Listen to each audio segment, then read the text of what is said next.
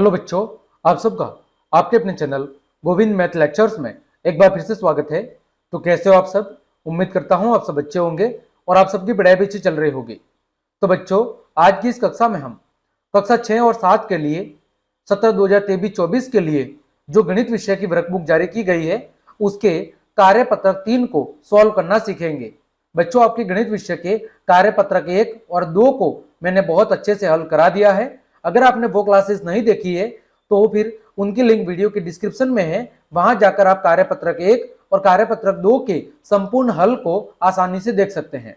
तो बच्चों, आज के कार्यपत्रक 3 में हम संख्याओं में मौजूद अंकों के स्थानीय मान को लिखना समझेंगे कि किस प्रकार हम संख्या में मौजूद विभिन्न अंकों का स्थानीय मान लिख सकते हैं।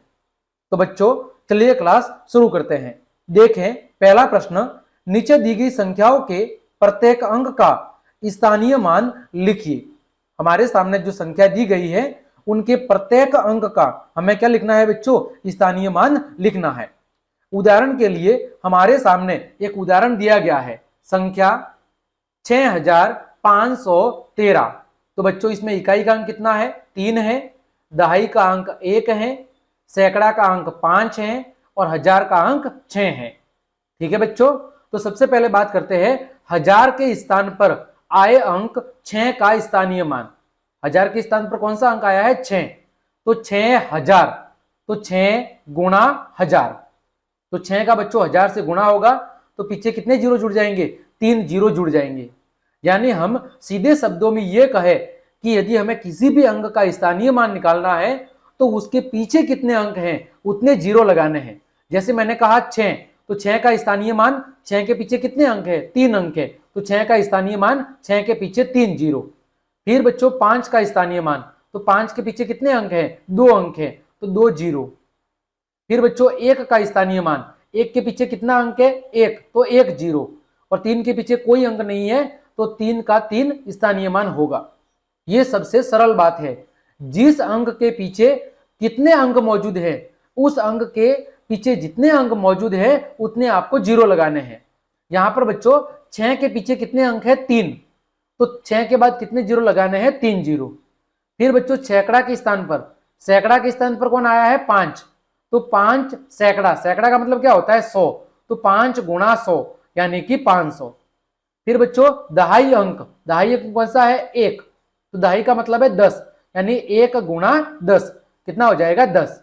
फिर बच्चों इकाई अंक, इकाई का मतलब है 1, तो इकाई के अंक पर कौन सा है? 3 अंक, तो 3 का स्थानीय मान 3 गुणा 1 यानी कि बच्चों 3।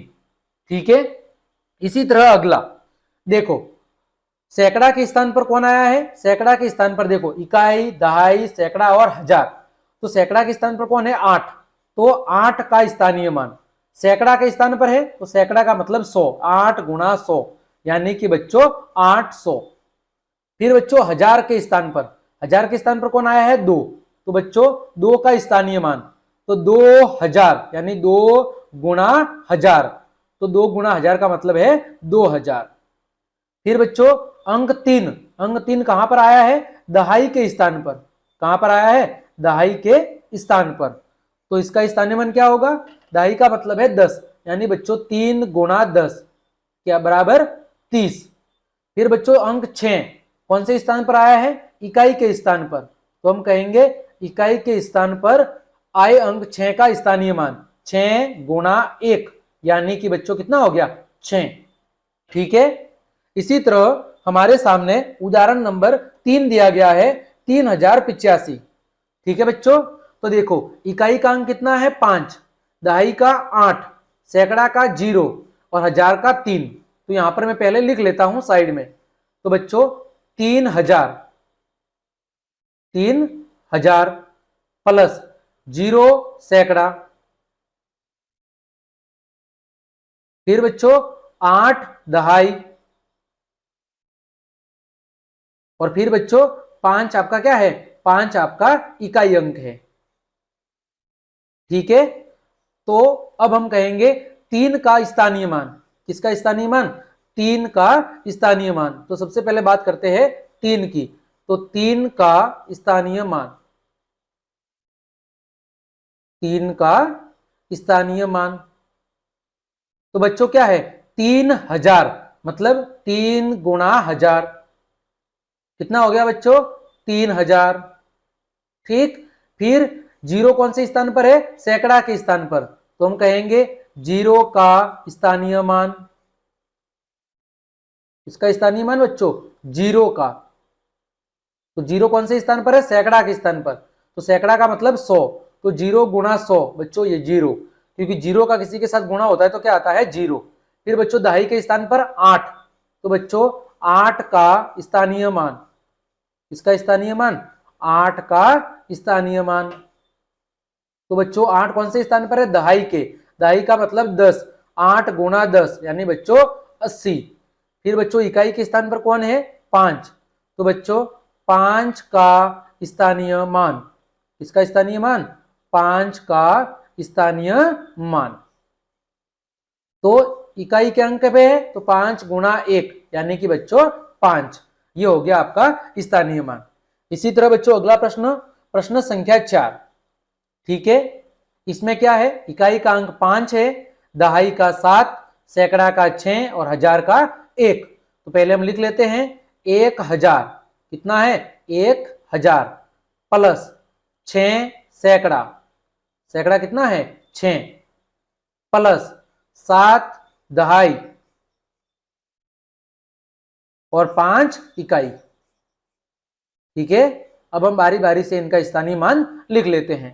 ठीक है, तो सबसे पहले बच्चों बात करते हैं आपके संख्या 1 का स्थानीय मान, किसका स्थानीय मान, अंक 1 का स्थानीय मान, तो अंक 1 का स्थानीय मान।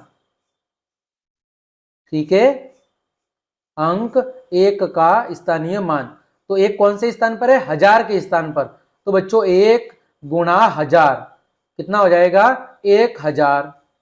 ठीक बच्चों, दूसरा है 6, ठीक है सैकड़ा के स्थान पर, तो अंक 6 का स्थानीय मान, अंक 6 का स्थानीय मान,